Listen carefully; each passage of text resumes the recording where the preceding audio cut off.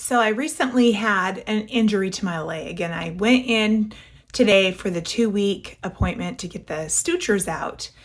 And not to be too graphic, but the skin I managed to cut in a U shape. And so when they stitched it back on, they stitched around that U, and there was a puncture wound underneath it. Now the skin on the top is not getting blood. So the wound is going to have to heal from the bottom up, which means the skin on the top of the wound is black. It looks gross because it's getting no blood, it's dead. And eventually it will fall off and the wound will naturally have to heal itself. Got me to thinking about the Christian life.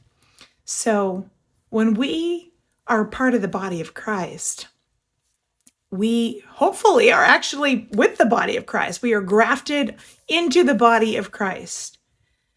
But to actually be functioning members of the body of Christ, we need the lifeblood in us. And the lifeblood is Jesus Christ.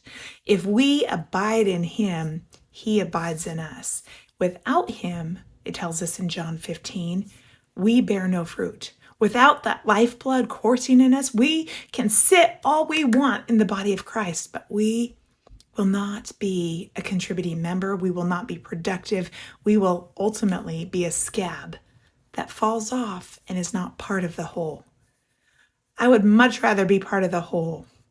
So my friends, I encourage you, if you are just on the peripheral of church, if you just go and want to absorb it, but you aren't active in the body of Christ, if you aren't having Christ work in you and you're not growing and learning, maybe think about how the blood of Christ needs to flow through you and you abide in him.